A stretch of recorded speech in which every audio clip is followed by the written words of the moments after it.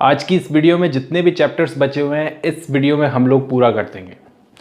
अब इस वीडियो को जितना इंटरेस्टिंग हो सके उतना इंटरेस्टिंग बनाने की कोशिश की है, क्योंकि ये बुक ख़त्म होने जा रही है दोस्तों। इतना तो पक्का है कि अगर आपने ये बुक यहाँ तक देखी है, इसका मतलब ये है कि आप एक खुले दिमाग के इंसान हो जो नई चीज़ों को एक्सेप्ट करते हो। कई लोग कट्टर होते हैं, समझना पसंद ही नहीं करते कि हम लोग तो फलाने सब्जेक्ट से हैं या फिर फलाने सब्जेक्ट से हैं तो हम बिज़नेस के बारे में क्यों पढ़ें।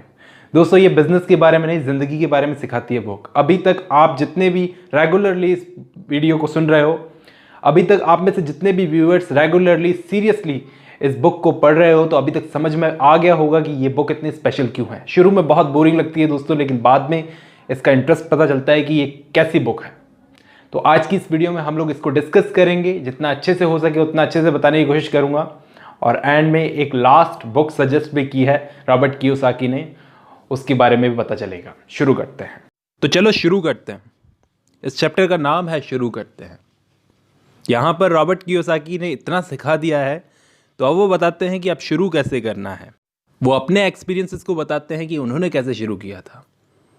ये इतना आसान है जितना एक बाइक को खरीद के बेचना। बस खुद पर भरोसा रखो, अपने अंदर के फाइनेंशियल जीनियस को जगा के रखो। मैंने एक सोना खोदने वाले से पूछा था कि तुम इतने श्योर कैसे हो कि तुम सोना खोदते हो वहाँ तुम्हें सोना मिल ही जाएगा। तो वो बोला, बड़ी अच्छी बात बोला कि सोना तो सर हर जगह है, देखने वाले की नज़र चाहिए, सबकी आंखें नहीं देख पाती। भाई बात तो सही है। यहाँ पर रॉबर्ट कियोसाकी अपनी 10 ताकतों के बारे में बताते हैं जो उन्होंने अपनी लाइफ में यूज़ की, जो शायद किसी की भी लाइफ बदल सकती है। शुरू करते हैं उन्हीं के नज़रिए से। पहली ताकत, मुझे जो कुछ इस बुक में बताया गया है वो सब मुझे क्यों करना चाहिए। सबसे पहला कारण ढूंढो, एक ऐसा कारण, एक ऐसा रीज़न जो रियलिटी से बड़ा हो। मतलब जब मैं लोगों से पूछता हूँ कि तुम अमीर बनना चाहते हो तो वो बोलते हैं हाँ, लेकिन रियलिटी कुछ टाइम बाद उन पर हावी हो जाती है। 10-15 मिनट बाद में वो कहते हैं रियलिटी तो कुछ और ही है। लेकिन इस रियलिटी से बड़ा कुछ चाहिए। यहाँ पर यही कारण ढूंढना है हमको। मैं एक लेडी से मिला था जिसको ओलंपिक में गोल्ड मेडल चाहिए था। अब रियलिटी ये थी कि उसे सुबह उठकर 4 बजे प्रैक्टिस करनी पड़ती थी, उसके बाद सारा काम करना पड़ता था, पढ़ना भी पड़ता था, बाकी सब काम भी करने पड़ते थे। तो ये रियलिटी थी। मैंने उससे पूछा कि ये सब क्यों कर रही हो, इतनी मेहनत क्यों कर रही हो। तो वो बोली, ये सब मुझसे करवाता है प्यार, मेरे अपनों के लिए प्यार जो मुझे हिम्मत देता है। तो प्यार उसकी वो ताकत थी जो रियलिटी से बढ़कर थी। तो रियलिटी से बढ़कर एक कारण चाहिए। आपकी ताकत क्या है जो रियलिटी से बड़ी हो, आगे चलकर ये सच्चाई, ये हकीकत उस पर हावी ना हो जाए। ऐसा एक रीज़न ढूंढो, ऐसा एक कारण ढूंढो। मेरा खुद का पर्सनल रीज़न ये था कि मैं 40 की एज में, 40 साल की एज में आज़ाद होना चाहता था ये काम धंधे से। लेकिन मैं 47 की एज में आज़ाद हो पाया। मुझे 40 साल की एज में इतना बड़ा व्यापार खड़ा कर लेना था कि काम अपने आप होता रहे, मैं रहूं या ना रहूं। तो सबसे पहली ताकत यह है कि एक दमदार रीज़न ढूंढो जिस पर रियलिटी हावी ना हो पाए। दूसरी ताकत, हर दिन एक ऑप्शन चूज़ करो। हर दिन एक ऑप्शन चूज़ करने का मतलब यह है कि मैं भी अपनी लाइफ में एक ऑप्शन डेली चूज़ करता हूँ। मतलब जब भी मेरे हाथ में $1 आता है, ₹1 आता है, एक पैसा आता है, तो मेरे सामने उसी के साथ साथ 2 ऑप्शन आते हैं जो मुझे चुनने होते हैं कि मेरा फ्यूचर कैसा होगा। पहला ऑप्शन ये कि इसको खर्च करके मैं गरीब बन जाऊं, एक थोड़े टाइम की खुशी को खरीद लूं, या फिर इसे इन्वेस्ट कर दूं। 90% लोग फर्स्ट वाला ऑप्शन चुनते हैं कि इसको खर्च कर दो और गरीब वाली ज़िंदगी जियो आगे, क्योंकि उन लोगों को बस आज का मज़ा दिखता है। जैसे ही आपके हाथ में पैसा आता है, 2 ऑप्शंस आते हैं, तो आपको क्या चुनना है यह आप पे डिपेंड करता है। इन्वेस्ट करने वाला ऑप्शन चुना है तो सबसे पहले आपको किस चीज़ में इन्वेस्ट करना है यहाँ पे मैं आपको बता रहा हूँ। डायरेक्ट जा कर के किसी म्यूचुअल फंड या फिर किसी प्रॉपर्टी में इन्वेस्ट मत करो। सबसे पहले इन्वेस्ट करो अपने दिमाग में, दिमाग को ट्रेनिंग देने में। ये दिमाग ही आपको कमा के देगा। सबसे पहले दिमाग में इन्वेस्ट करो। अब फैसला आपके हाथ में है कि सारा दिन बैठकर टीवी देखो, कोई गेम खेल लो, क्रिकेट देख लो, या फिर किसी फाइनेंशियल क्लास में जाओ, कुछ सीखो। डायरेक्ट इन्वेस्ट नहीं करना चाहिए किसी प्रॉपर्टी में। सबसे पहले अपने दिमाग में इन्वेस्ट करो, उसके बारे में जानने में इन्वेस्ट करो। सबसे बड़ी गलती यही कर जाते हैं लोग, जानते हैं नहीं, जाके इन्वेस्ट कर देते हैं। ये बेवकूफ़ी नहीं करनी है। मेरी एक दोस्त थी जिसके घर में एक बार चोरी हो गई। बहुत पैसे वाली दोस्त थी वो। उसके घर में चोरी हो गई। चोर उसके घर से टीवी ले गए, वीसीआर ले गए। लेकिन सबसे बड़ा खजाना उसकी बिजनेस की बुक्स को छोड़ गए, जिनसे उसको ये सब मिला था। अब चोरों का दिमाग कैसा था? वीसीआर और टीवी ले जाने वाला। तो जैसा दिमाग को खिलाओगे वैसा ही दिमाग आपको देगा। दिमाग पे सबसे पहले इन्वेस्ट करो, फिर बाद में अपने आप समझ में आ जाएगा कि कहाँ इन्वेस्ट करना है। सबसे पहले दिमाग में इन्वेस्ट करो।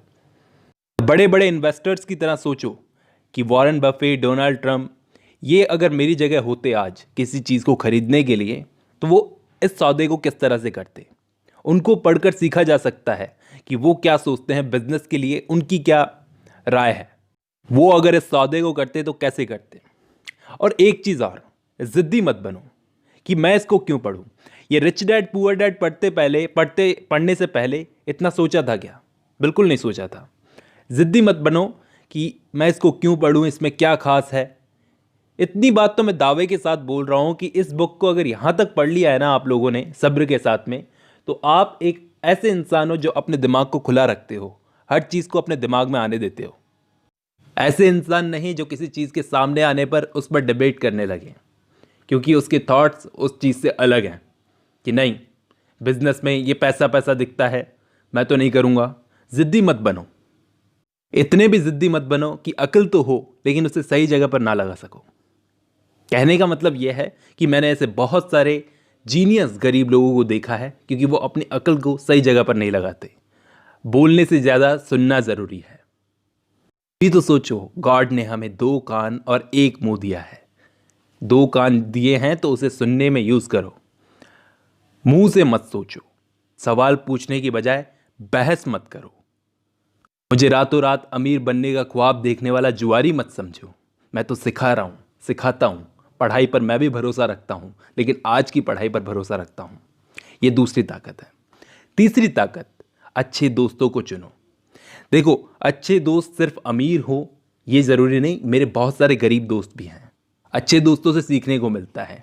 मैं नहीं मानता कि ज़रूरी है कि अमीर ही सिखाते हो, गरीब भी सिखाते हैं, बहुत ज़्यादा सिखाते हैं। बल्कि उनसे सीखने को मिलता है कि क्या नहीं करना चाहिए, उनकी तरह गलती नहीं करनी चाहिए। मैंने अपनी ज़िंदगी में ऐसे ऐसे लड़के देखे हैं जो बहुत कम उम्र में अरबपति बन गए, आंखों से देखा है। लेकिन उनके ही कई दोस्त जो गरीब हैं, उनके पास कभी ये सीखने नहीं आते कि भाई मुझे भी सिखा कैसे करोड़पति बना तू। बल्कि 2 चीज़ मांगने ज़रूर आते हैं वो, एक तो कर्जा, दूसरी नौकरी। लेकिन ये सीखने नहीं आते कि मुझे सिखा कि तू करोड़पति कैसे बना। लेकिन मैं फिर भी कहूँगा कि गरीब लोगों की इतनी मत सुनो इस मामले में, क्योंकि अगर सुनोगे तो उन्हीं की तरह बन जाओगे। वो कहते हैं ना कि एक जैसा सोचने वाले लोगों का एक ग्रुप बन जाता है, वो ग्रुप में रहते हैं, एक विचारधारा सी बन जाती है उनकी। अगली ताकत है, एक फार्मूला अपना बनाओ खुद का यूनिक, और फिर उसके बाद उस फार्मूले को इतना ताकत एक्सपर्ट बनकर उसके अंदर दूसरा फार्मूला खोजो। हर ब्रेड बनाने वाले बेकर का एक अपना फार्मूला होता है। कहने का मतलब, अगर एक बेकरी पे जाओगी तो हर ब्रेड बनाने वाले का अपना फार्मूला होता है। लेकिन मैं ऐसा कहता हूं कि वो फार्मूले में एक्सपर्ट होने के बाद में कोई और फार्मूला खोजो। और अगर एक जगह काम नहीं चल रहा तो दूसरा तरीका आजमाओ। क्योंकि आज की इस तेजी से बदलती हुई दुनिया में आप कितना जानते हो ये ज़रूरी नहीं है। गौर से सुनना, आज जो दुनिया तेजी से बदल रही है उसमें आप कितना जानते हो ये ज़रूरी नहीं है। क्योंकि जो आप जानते हो वो रोज़ पुराना हो रहा है, हर एक सेकंड के साथ पुराना हो रहा है। नई जानकारी मार्केट में आ रही है। तो आज की इस बदलती हुई दुनिया में ज़रूरी यह है कि आप कितनी तेज़ी से नई चीज़ की पकड़ कर सकते हो, बहुत ज़रूरी चीज़ है। तभी आपका दिमाग आज के लिए तैयार होगा। डेट्स याद मत रखो, कोई ज़रूरत नहीं है। ज़रूरी चीज़ ये है कि आज मार्केट में क्या चल रहा है। पैसे के लिए मेहनत करने वाला जो तरीका है ना, ये इतना पुराना है, जब लोग गुफा में रहते थे तब का तरीका है। आज जो मार्केट की कंडीशन है वो बहुत अलग है। अगली ताकत है, खुद पर कंट्रोल रखना सीखो। ये सबसे ज़रूरी ताकत है दोस्तों। जैसे पैसा कमाया और उसको फूंक दिया, अपने आप पर कंट्रोल नहीं रखते। क्या फ़र्क है आप में एक लॉटरी लगने वाले इंसान में? एक लॉटरी लगने वाला इंसान क्या करता है, उसके पास पैसा आया, फिर उसके बाद वो कार खरीदेगा, अपनी फैमिली को हॉलीडेज़ पर लेके जाएगा, गोवा लेके जाएगा। अगर वो इन्वेस्ट करेगा तो शायद वो आगे बढ़ेगा, उसकी गाड़ी वापस पीछे नहीं आएगी। ये 10 ताकतों में से सबसे ज़रूरी ताकत है। यही वो ताकत है जिसकी वजह से इंसान डिसाइड करता है कि वो क्या बनेगा, या तो वो रिच बनेगा, या वो मिडिल क्लास बनेगा, या गरीब बनेगा। अमीर डैडी बहुत अच्छी बात बोलते थे कि ये जो खुद पर कंट्रोल की कमी जिन लोगों में होती है ना, वो लोग ऐसे लोगों का शिकार हो जाते हैं जिन लोगों में डिसिप्लिन होता है। अगर खुद पर डिसिप्लिन होगा तो तुम ऐसे लोगों का शिकार करोगे जिन लोगों में डिसिप्लिन की कमी है। खुद पर डिसिप्लिन रखो कि काम के टाइम पर काम, कुछ और नहीं। कोशिश पूरी करो कि अपनी प्रॉपर्टी वाले कॉलम में कभी भी एक भी पैसा जो डाला हुआ है वो वापस नहीं निकालेंगे। चाहे हमें बिल पे करना हो, चाहे बिल पे करना हो, कितना ही ज़रूरी बिल पे करना हो, उसके लिए दूसरे रास्ते खोजेंगे कि दूसरे रास्ते से हम लोग इतना पैसा कैसे कमाएं कि हम हमारे बिल पे कर सकें, लेकिन प्रॉपर्टी वाले कॉलम को कभी नहीं छेड़ेंगे। खुद पर प्रेशर बनाओ, दूसरे तरीके ढूंढो बिल्स पे करने के। अगली ताकत है अपने ब्रोकर को अच्छा पैसा दो। यहां पर कई लोग ब्रोकर का मतलब नहीं समझते, जो आपके पास अच्छे अच्छे सौदे लेकर आता है। कई लोग इसको बीच में दलाल भी बोलते हैं। उसको हमेशा खुश रखना चाहिए। कई लोग उसको पैसे नहीं देते ढंग के, तब वो आपको अच्छी सलाह नहीं देता ढंग की, तो वो आपके पास अच्छे सौदे कैसे लेके आएगा। यहां पर दोस्तों अमीरों का एक बहुत बड़ा रहस्य है, मैं आपको बताता हूं। ये लोग अमीर पता है कैसे होते हैं? इनके पास सबसे पहले इंफॉर्मेशन आती है। आज के टाइम पर इंफॉर्मेशन, न्यूज़ इतनी ज़रूरी है ना, सूचना इतनी ज़रूरी है ना कि कहाँ पैसा लगाओ, कहाँ बढ़ेगा। ये न्यूज़ का ज़माना है। जिसके पास न्यूज़ पहले आई वो पहले खरीदेगा और वो पहले अमीर बनेगा। बाद में लोग उसमें से बड़ी ज़मीन में से टुकड़े खरीदते हैं। ब्रोकर को पैसा दो, इतना पैसा दो कि वो खुश रहे और आपको अच्छी न्यूज़ ला करके दे। वो आपको कमा के देगा। कम से कम मैं इतना मानता हूं कि ये होटल में जाकर वेटर को टिप देने से तो बहुत ही अच्छा है। वेटर को टिप देने से ज़रा भी नहीं कतराते हम, क्योंकि उसमें हम बड़े हो जाएंगे दिखाने के लिए। लेकिन ब्रोकर को पैसा देने के लिए इतना क्यों सोचते हैं? और इसमें एक चीज़ और ऐड करूंगा कि ये ब्रोकर पे भी ध्यान दो। ये फ्रॉड भी बहुत होते हैं कि उन्होंने कभी ज़िंदगी में खुद तो कोई अच्छी प्रॉपर्टी खरीदी नहीं और हमको राय दे रहे हैं। तो स्मार्ट लोगों को, स्मार्ट ब्रोकर्स को अपने पास रखो। अमीर डैडी बोलते थे ना कि स्मार्ट लोगों को अपने लिए काम पर रखो, तभी ज़्यादा स्मार्ट बनोगे। अगली ताकत है सोचो कि मेरा पैसा मुझे कब तक वापस मिल जाएगा। जिस चीज़ में भी मैंने पैसा लगाया है, जितना भी मैंने लगाया है, आंखें खुली रखो कि कैसे, कब तक वापस मिल जाएगा वो पैसा। जब मिल जाएगा तो फिर दूसरी प्रॉपर्टी पर काम करना शुरू। कई बार मैंने पैसा खोया भी है कि मैंने कहीं लगाया, फिर उसके बाद मुझे वापस नहीं मिला, लेकिन मैं उतने ही पैसे पर गेम खेलता हूं जितने का नुकसान मैं सह सकूं। अगली ताकत है कि अपने प्रॉपर्टी वाले कॉलम से ऐश की चीज़ें खरीदो। ये चीज़ मैं आपको पहले ही बता चुका हूं।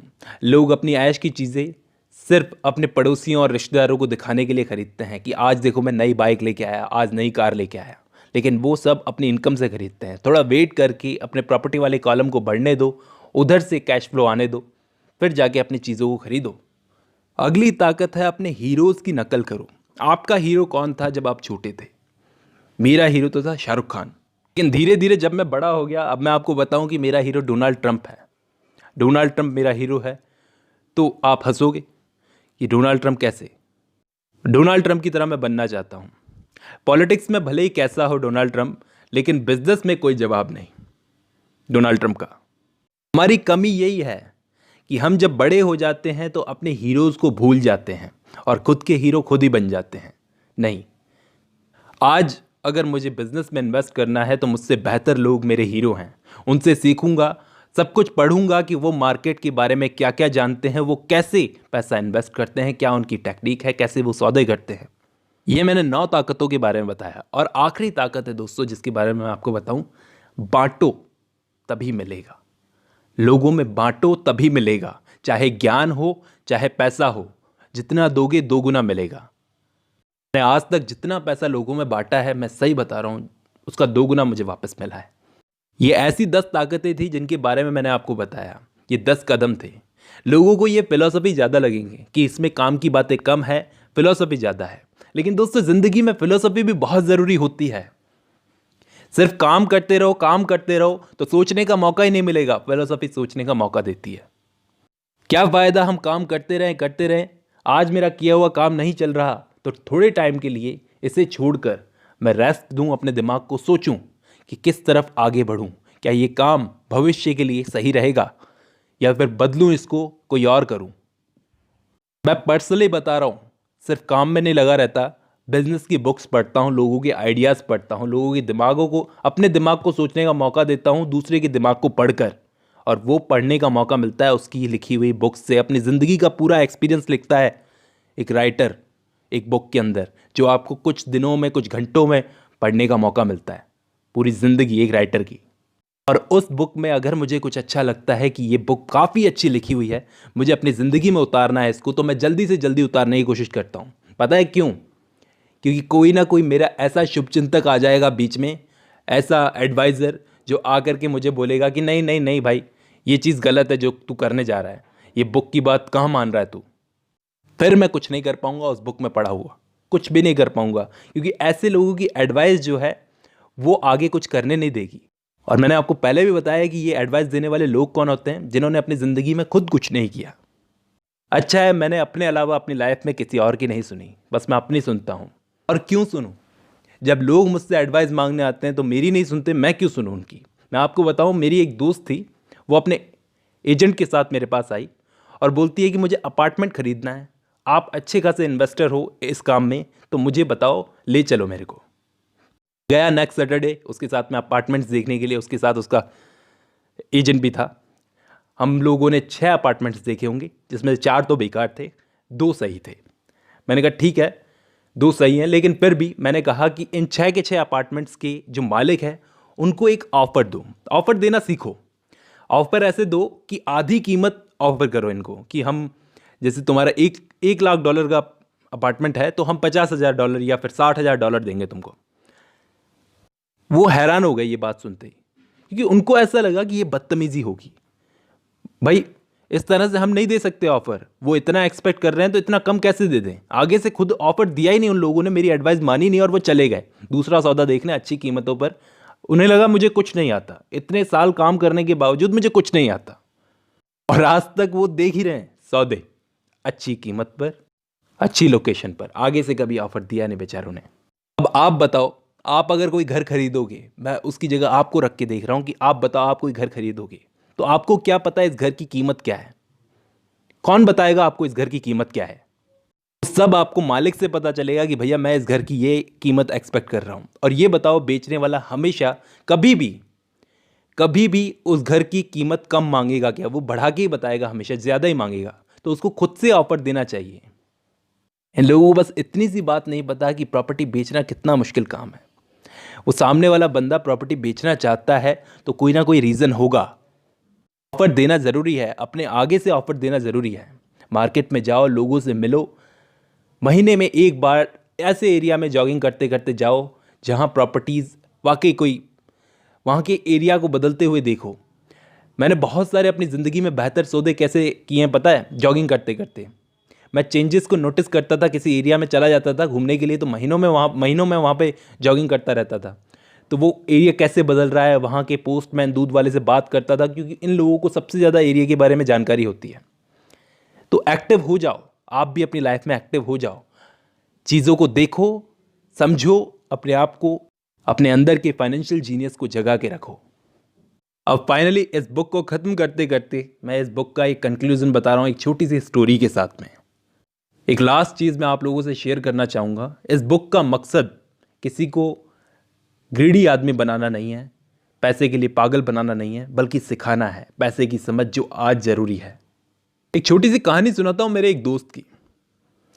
एक दोस्त था, मेरे पास आके रो रहा था, क्योंकि उसको ऐसा लग रहा था कि उसके 4 बच्चे हैं जो आने वाले टाइम में, उसके पास $12,000 थे और आने वाले टाइम में उन बच्चों की कॉलेज का खर्चा होगा $4 लाख, तो वो कैसे संभालेगा।